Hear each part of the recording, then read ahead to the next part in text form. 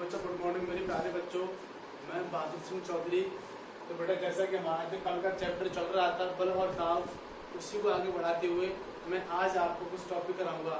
तो जैसा कि मैंने कल कुछ परिभाषाएं लिखाई थी, मैं उनको एक बार मुँह जबानी बोल के बता रहा हूँ, जिससे क्या बेटा आपकी जो भी क्वेश्चन है ना, कोई प्रॉब्लम है वो क्या है, सॉर्ट आउट हो जाए। तो मैंने कल आपको कुछ परिभाषाएं लिखाई और वो परिभाषाएं क्या थी मैं फिर से बोल के बता रहा हूँ। सबसे पहले मैंने आपको कराया था दूरी के बारे में। तो दूरी जो होती है बेटा, एक लंबे मार्ग में चली गई लंबी गति को दूरी कहते हैं। एक लंबे मार्ग में चली गई लंबी दूरी को क्या कहते हैं बेटा, गति, लंबी गति को क्या कहते हैं, दूरी कहते हैं। और दूरी का जो मात्रक होता है बेटा वो क्या होता है, मीटर होता है। अब इसी में आगे बढ़ते हुए मैंने बताया था आपको कि चाल किसे कहते हैं। क्या बेटा, चाल किसे कहते हैं। तो बेटा चाल की दो परिभाषा होती है, वो कौन कौन सी, तो मैंने आपको दोनों लिखाई है। सबसे पहले जो परिभाषा है कि एकांक समय में किसी वस्तु की दूरी में एकांक समय में हुए परिवर्तन को क्या कहते हैं, चाल कहते हैं। किसी वस्तु की दूरी में एकांक समय में हुए परिवर्तन को क्या कहते हैं, चाल कहते हैं। या फिर ऐसे पूछ सकते हैं, एकांक समय में चली गई लंबी दूरी को क्या कहते हैं, चाल कहते हैं। एकांक समय में चली गई लंबी दूरी को क्या कहते हैं बेटा, चाल कहते हैं। तो चाल का जो फॉर्मूला होता है वो होता है चाल बराबर दूरी बटा समय। क्या है, दूरी बटा समय। ये क्या इसका सूत्र है बेटा, चाल का सूत्र है। फिर मैंने आपको बताया विस्थापन। तो विस्थापन क्या होता है कि किसी दो बिंदुओं के बीच की निश्चित दूरी को विस्थापन कहते हैं। किसी दो बिंदुओं के बीच की निश्चित दूरी को क्या कहते हैं बेटा, विस्थापन कहते हैं। जैसे मैं कोई दो बिंदु ले लूँ, मैंने ए ले लिया और बी ले लिया, तो इसकी जो बीच की दूरी वो क्या कहलाएगी बेटा, निश्चित है। तो ये क्या कहलाएगा, विस्थापन कहलाएगा। ठीक है ना। तो विस्थापन हो गया। बात करते हैं बेटा कि इसका ये मात्रक क्या होता है, मीटर होता है। बात करते हैं चाल का मात्रक क्या होता है। तो मैंने कल आपको बताया था कि हमें बताया कि दूरी का मात्रक क्या होता है, मीटर होता है, और समय क्या होता है, सेकंड। तो मीटर प्रति सेकंड होता है बेटा। चाल का मात्रक क्या होता है, मीटर प्रति सेकंड। या फिर हमको इसको ऐसे भी लिख सकते हैं, कैसे बेटा, ऐसे। तो ध्यान रखना, चाल का मात्रक क्या होता है, मीटर प्रति सेकंड होता है। आगे मैं इसी बढ़ाते हुए मैं आपको बताऊं कि अगला टॉपिक बेटा हमारा कि वेग किसे कहते हैं। तो किसी वस्तु के विस्थापन में हुए परिवर्तन को क्या कहते हैं, वेग कहते हैं। किसी वस्तु के विस्थापन में हुए परिवर्तन को क्या कहते हैं, वेग कहते हैं। तो बेटा यहाँ से वेग का जो सूत्र होगा वो होगा वेग बराबर विस्थापन, क्या होगा, विस्थापन बटा समय। ठीक है ना। तो वेग बराबर क्या होता है, विस्थापन बटा समय होता है। अब इसी में आगे बढ़ते मैं आपको बताऊं कि अपना त्वरण क्या होता है। तो त्वरण बेटा किसी वस्तु के वेग में परिवर्तन को क्या कहते हैं, त्वरण कहते हैं। किसी वस्तु के वेग में परिवर्तन को क्या कहते हैं, त्वरण कहते हैं। और त्वरण का जो मात्रक होता है वो होता है मीटर प्रति सेकंड बेटा। त्वरण का जो मात्रक होता है वो होता है मीटर प्रति सेकंड स्क्वायर बेटा। क्या होता है, मीटर प्रति सेकंड स्क्वायर। आगे मैं आपको बताऊं कि बात करते हैं बल। तो मैंने बताया था कि अब इसी चैप्टर का ही नाम बल है। तो बेटा बल को मैं बताने वाला हूँ कि बल का कारक होता है जिस किसी वस्तु पर लगाते हैं या तो उस वस्तु में परिवर्तन कर देता है या करने की चेष्टा रखता है, क्या कहलाता है, बल कहलाता है। ठीक है ना। आज हम यही से स्टार्ट कर रहे हैं। मैं आपको बल की एक और परिभाषा देके बता रहा हूँ जो बहुत ईजी है। परिभाषा क्या है कि बेटा हमें पता है कि जो बल होता है वो F बराबर क्या होता है बेटा, ma होता है। तो यहाँ लिखेंगे कि बल जो कि द्रव्यमान और त्वरण के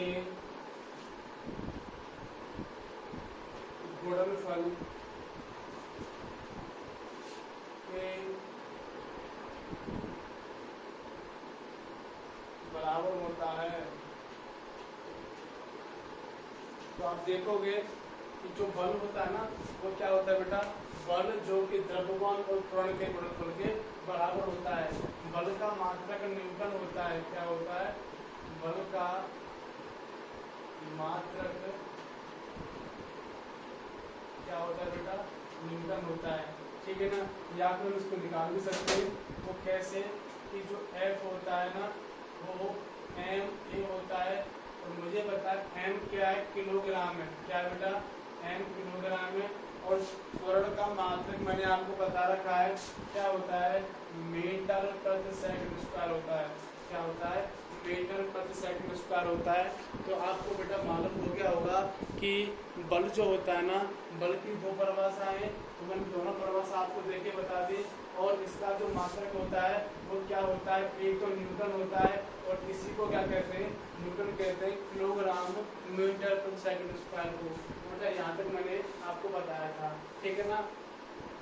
अब मैं यहीं से कब कराऊंगा वो क्या होता है बेटा? दाब क्या होता है? ठीक है ना? दाब। तो दाब की परिभाषा बेटा, तो परिभाषा क्या है बेटा? परिभाषा बहुत ईजी है। किसी वस्तु के एकांक क्षेत्रफल पर लगने वाले बल को क्या कहते हैं? दाब कहते हैं। मैं परिभाषा लिख के बता रहा हूँ। किसी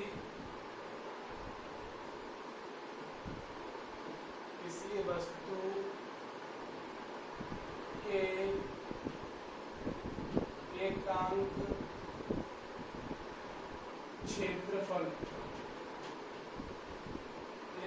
क्षेत्रफल पर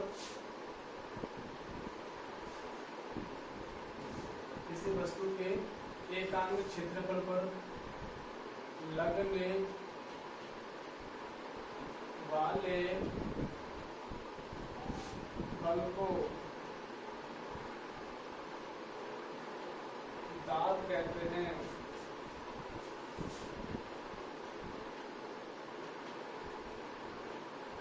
ठीक है बेटा? जो दाब होता है तो परिभाषा फिर से बोल के बता रहा हूँ। तो किसी वस्तु के एकांक क्षेत्रफल पर लगने वाले किसको बेटा? बल को दाब कहते हैं। और जो दाब का फॉर्मूला होता है वो होता है क्या कि दाब बराबर बल बटा क्षेत्रफल। क्या होता है बेटा? बल बटा क्षेत्रफल। ठीक है ना बेटा? तो इसका जो मात्रक निकालेंगे, इसका जो मात्रक होगा हमें पता है बल का क्या होता है? किलोग्राम। क्या होता है? Kilogram metre second square. क्या होता है बेटा? किलोग्राम मीटर सेकंड स्क्वायर होता है। और क्षेत्रफल का होता है बेटा? क्षेत्रफल को किस मापते हैं बेटा? हम मीटर मापते हैं बेटा। किस में मापते हैं? मीटर में। ठीक है ना? ये आ जाएगा किलोग्राम मीटर क्यूब स्क्वायर का दाब का क्या हो जाएगा बेटा? मात्रक हो जाएगा। तो मैं आपको बता रहा हूँ इसका मात्रक बेटा दाब का भी इसे क्या कहते हैं? पास्कल कहते हैं बेटा। क्या कहते हैं? पास्कल। तो ध्यान रखना दाब का मात्रक क्या होता है? पास्कल भी होता है। क्या होता है? पास्कल। ध्यान रखना दाब का भी मात्रक होता है उसे क्या कहते हैं? पास्कल भी होता है बेटा। क्या होता है? पास्कल। ये कुछ परिभाषाएं थी जो मैंने आपको एक बार रिवीजन और करवा दिया और लगभग आपने रिवाइज कर लिया होगा। तो अब टॉपिक कराते बेटा आपका जो टॉपिक है उस टॉपिक में क्या क्या आपको टॉपिक दे रखे हैं हम उनको एक बार आपको रिवाइज करवाते हैं।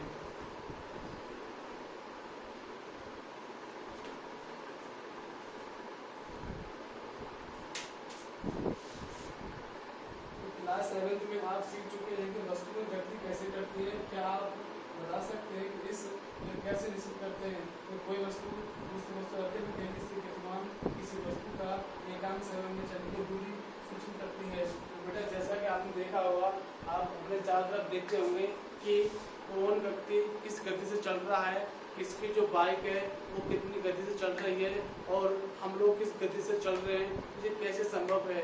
तो इसी बात को बेटा आगे बढ़ाते हुए मैं आपको बताने वाला हूँ कि आइए हम क्या करते हैं कि किसी प्रोटोन को गठित करने के लिए क्या करते हैं? किसी गतिशील ज्ञान को और अधिक तेजी से चलाने के लिए आप क्या करेंगे कि बॉडी को गेंद को किस प्रकार रोका जा सकता है।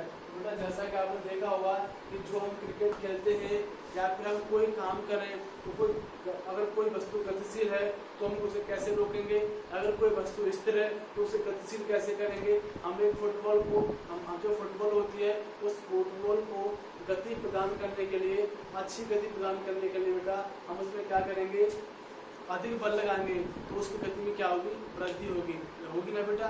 तो ये क्या है, इसे क्या कहते हैं, बल कहते हैं। अगर वस्तु को मैंने रोका, जो वस्तु गतिशील है, अगर मैंने उसको रोका तो मेरा बल है, मेरा बल लग रहा है और वस्तु रुक रही है। अगर कोई वस्तु रुकी हुई है, अगर मुझे उसे चलाना है तो मुझे खुद का बल लगाना पड़ेगा और तब वो वस्तु स्टार्ट होगी या फिर आगे बढ़ेगी। तो ये सब कुछ कौन कर रहा है बेटा, बल कर रहा है। क्या कर रहा है, बल कर रहा है। और मैंने आपको बल की परिभाषा बताई थी कि किसी वस्तु तो बल वह कारक होता है जिस किसी वस्तु को लगाते हैं या तो उस वस्तु में परिवर्तन कर देता है या फिर करने की चेष्टा रखता है। क्या कहलाता है, बल कहलाता है। बल जो होता है बेटा वो आपका आकर्षण भी होता है और क्या होता है, प्रतिकर्षण भी होता है। बल जो होता है वो क्या होता है, आकर्षण और प्रतिकर्षण। तो सबसे पहले जो इनकी परिभाषा होती है मैं वो बताने वाला हूँ कि आकर्षण क्या होता है। आकर्षण वह बल है जिसमें क्या है, दो विपरीत वस्तुओं के मध्य लगता है। तो आकर्षण बल वह बल होता है जो दो विपरीत वस्तुओं के मध्य लगता है, वो क्या कहलाता है बेटा, आकर्षण बल कहलाता है। जैसे हम लोग हैं, अगर हम किसी मार्केट में जा रहे हैं, अगर मार्केट में कोई वस्तु अच्छी लग रही है तो हमारा जो मन है ना उस वस्तु को क्या कर रहा है, आकर्षण कर रहा है। क्या कर रहा है, आकर्षण कर रहा है। तो जैसा कि आपने देखा होगा एक चुंबक होती है, क्या होती है बेटा, चुंबक, जिसे आप क्या बोलते हैं, मैग्नेट बोलते हैं। जब उन दोनों में आप ऐसे करते हो, जब कुछ ध्रुव को, किसको बेटा, जब आप चुंबक में दो ध्रुव होते हैं, एक तो N होता है एक S होता है। क्या होता है, एक N होता है और एक S होता है। जब आप N ध्रुव के पास लेके आओगे तब क्या होगा, प्रतिकर्षण होगा। क्या होगा, प्रतिकर्षण होगा। और जब आप N ध्रुव को, इसको बेटा, N ध्रुव को S ध्रुव के पास लेके आओगे तो क्या होगा, आकर्षण होगा। क्या होगा, आकर्षण होगा। तो यहाँ से आपको मालूम पड़ रहा है ना बेटा। तो जब समान ध्रुव आपस में मिलते हैं, कौन से बेटा, जब समान ध्रुव आपस में मिलते हैं तब क्या होता है, प्रतिकर्षण होता है। क्या होता है, प्रतिकर्षण होता है। तो जब असमान ध्रुव आपस में मिलते हैं तो क्या होता है, आकर्षण होता है। इसी प्रकार जो बल लगता है इन दोनों के बीच लगता है। अगर समान ध्रुव के बीच बल लगेगा तो वो आकर्षण प्रतिकर्षण बल कहलाएगा।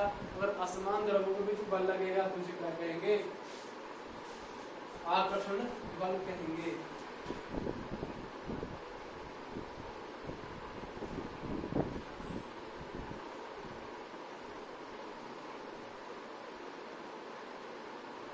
जैसा कि आप जानते हैं बेटा बहुत प्रतिक्रिया होती है। अगर हमें किसी वस्तु में धक्का मारना होगा तो हमें खुद का बल लगाना पड़ता है। बल की अन्य क्रियाएं होती है विभिन्न प्रकार की। जैसे कि बेटा दो समान जो पहलवान होते हैं, अगर वो किसी चीज को खींचेंगे तो समान बल लगेगा ना। अगर एक व्यक्ति कमजोर है और एक बड़ा पहलवान है तो जो पहलवान व्यक्ति होगा वो कमजोर को क्या कर देगा, मारने की कोशिश करेगा। तो वो क्या है, अधिक बल है बेटा। क्या है, अधिक बल है। ये विभिन्न प्रकार की क्रिया होती है। अगर कोई वस्तु स्थिर अवस्था में है, कोई गाड़ी खड़ी हुई है, अगर उसमें क्या धक्का देंगे तो हमारा बल है ना, तो तब वो आगे बढ़ेगी। ठीक है ना बेटा। तो ये क्या है, सभी बल की अन्य क्रिया है जो मैं आपको बताने वाला हूँ। और बात करते हैं बेटा बलों की खोज। बल की खोज किस प्रकार की गई, तो आपने देखा हो कभी रस्सा काशी का खेल देखा होगा। तो इस खेल में दो टोलियां एक रस्सी को विपरीत दिशा में, दोनों टोलियां के सदस्य रस्सी को अपनी दिशा में खींचने का प्रयत्न करते हैं। तो रस्सा बिल्कुल नहीं खींचता। क्या आप बताओगे कि जो टोलियां आते हैं जोर से खींचती हैं अर्थात आते को लगाती हैं, अंत में वही खेल में विजयी होती है। क्या बेटा, वही खेल में विजयी होती है। किसी वस्तु पर एक ही दिशा में लगाए गए बल जुड़ जाते हैं। ध्यान रखना बेटा, एक ही वस्तु में लगाए गए बल क्या होते हैं, जुड़ जाते हैं। आपने देखा होगा जो खेल होता है रस्सी का, उस रस्सी में दो टेलियां होती हैं। दोनों टोलियों में क्या है बेटा कि अगर समान व्यक्ति रखते हैं तो जो लोग, जैसे एक टोली चार बंदों की है और एक टोली 4 बंदों की है, तो 8 बंदे हो गए तो रस्से को 4 बंदे खींचेंगे और 4 बंदे खींचेंगे। लेकिन जिस टोली में अधिक बल होगा वह उसी की तरफ खिंच जाएगा। जिस टोली में क्या बेटा अधिक बल होगा तो रस्सा उसी तरफ खिंच जाएगा। तो इससे क्या होता है बेटा कि समान बल जिसका अधिक होता है उसी की तरफ वस्तु बेटा जुड़ जाती है। जिस तरफ बल अधिक था तो वो जो इधर वाली वस्तु थी इसमें क्या हो जाएगी, जुड़ जाएगी। ठीक है बेटा, ये क्या हमारा ये क्रिया है। जब किसी वस्तु को दो विपरीत दिशा में कार्य करते हैं तो इसमें लगने वाला कुल बल कैसा होगा, दोनों बलों के अंतर के बराबर होगा बेटा। जैसा कि मैंने आपको बताया कि विपरीत दिशा में जो बल लगता है ना वो दोनों बल जो उनका जो नेट बल होगा वो कैसा होगा बेटा, उनके अंतर के बराबर होगा, इसके अंतर के बराबर होगा। अगर आप बेटा अपना कि बल वस्तु गति की अवस्था में परिवर्तन कर सकता है। जो बल होता है बेटा वस्तु की गति की अवस्था में क्या कर सकता है, परिवर्तन कर सकता है। तो जैसा कि मैंने आपको सबसे पहले परिभाषा बताई, ये परिभाषा क्या होती है कि बल वह कारक होता है जिस किसी वस्तु पर लगाते हैं या तो उसमें क्या कर देता है, परिवर्तन कर देता है या परिवर्तन करने क्या रखता है, चेष्टा रखता है। बेटा क्या करता है, परिवर्तन करने की चेष्टा रखता है, तो क्या कहलाता है, बल कहलाता है। तो देखा होगा आपने कि जैसे ये वस्तु है ना, अब जैसे ये वस्तु अगर मैंने इस पर क्या लगाया, बल लगाया, तो बल लगने से क्या ये वस्तु उठ गई। ये वस्तु क्या बेटा अपना स्थान छोड़ के और दूसरे स्थान पर पहुंच गई। तो ये क्या हो रहा है, इससे यह सिद्ध हो रहा है कि बल जो होता है बेटा वह वस्तु की स्थिति में क्या करता है, परिवर्तन करता है।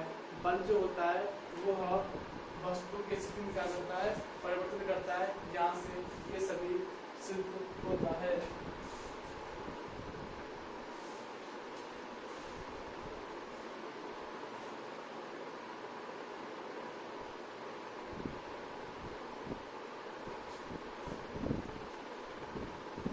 मैं आपको बताऊं बेटा कि बल जो होता है वो किन किन भौतिक राशि पर निर्भर करता है। क्या बेटा, बल जो होता है वो किन किन भौतिक राशि पर निर्भर करता है।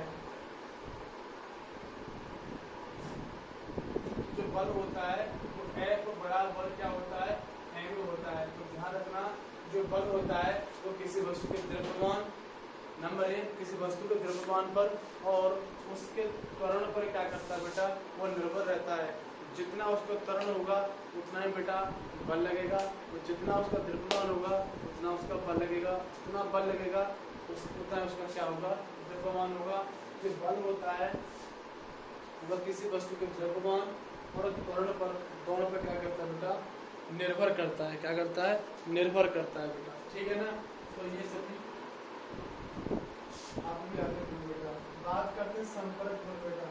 संपर्क बल, अब बल कितने प्रकार के होते हैं और बातें करते हैं। ठीक है बेटा, तो बल कितने प्रकार के होते हैं तो बातें करते हैं। तो सबसे पहले जो बेटा अपना बल है वो कौन सा है, संपर्क बल है बेटा। कौन सा, संपर्क बल।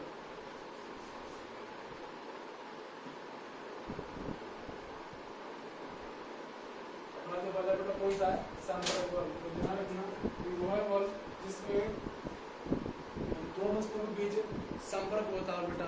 वह बल जिसमें दो वस्तुओं के बीच क्या होता हो, संपर्क होता हो, वो क्या कहलाता है, संपर्क बल कहता है। एक दूसरे को स्पर्श करती हो वह बल, इसमें क्या है बेटा, दो वस्तुएं एक दूसरे को क्या करती हो, स्पर्श करती हो, इस श्रेणी में आता है, संपर्क बल श्रेणी में आता है। ठीक है बेटा, अब यहाँ तक कुछ आपके बल के टाइप रह गए बेटा।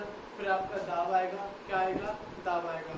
एक तो आपका बल का प्रकार रह गया, उसे कहने के बाद दाब करा देंगे और लगभग बेटा ये चैप्टर आपका समाप्त हो जाएगा। और आप इस चैप्टर को अच्छी प्रकार से रिवाइज करेंगे और मुझे बताएंगे। वीडियो कैसी लगी तो मुझे बताना।